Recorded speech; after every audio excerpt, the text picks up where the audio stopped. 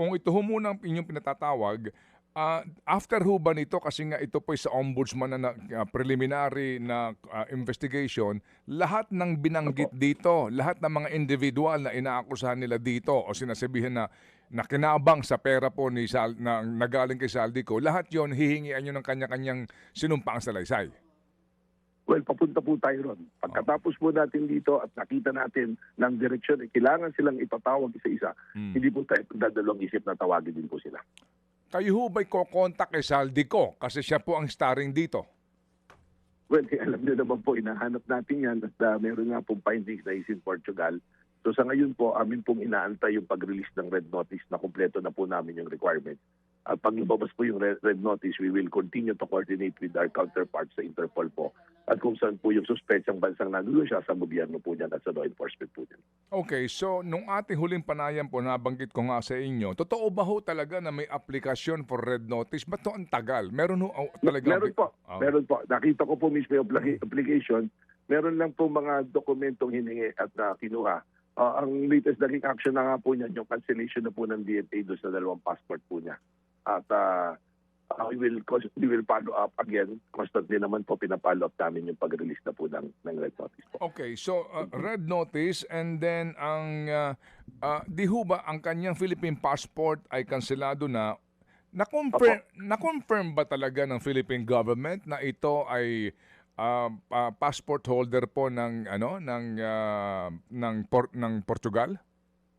Wala po pong official na deklarasyon dyan, kaya po we are constantly coordinating with the government of Portugal po. Director, sorry masyado ako matanong, pasensya na po.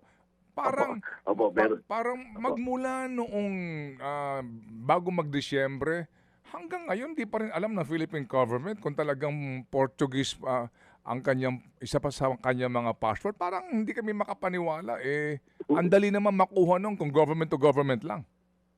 Well, that is actually one of the challenges. Nung nag-assume po ako noong February 21, kinuha ko po yung case file at parang few days from that pa lang po na kompleto yung submission po ng ating po mga required documents to undergo that process of checking po.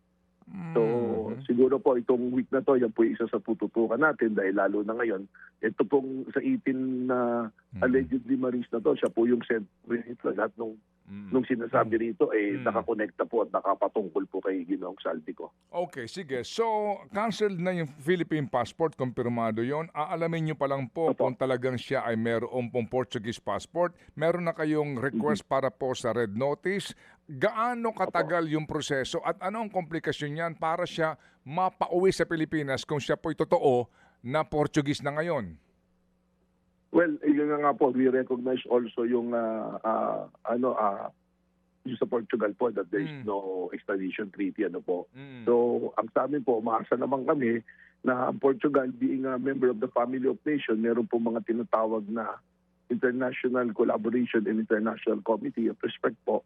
So we will bank on that. And siguro po paglabas ng red notice, din po mas madali pong uusad yung atin po pakikipag-ugnayan po sa bansa ng Portugal po. Mga kapatid, para sa iba pang mga balita at impormasyon, sundan niyo po kami sa X, Instagram, Facebook at syempre sa TikTok, True Network PH. Mag-subscribe din po kayo sa aming YouTube channel, True Network. May website din po tayo, truenetwork.ph, at pwede nyo rin po kaming mapanood sa Channel 19 ng aming True FM TV. Lagi pa rin makinig sa radyo dito po sa 105.9 True FM dahil dito, laging true sa'yo, kapatid.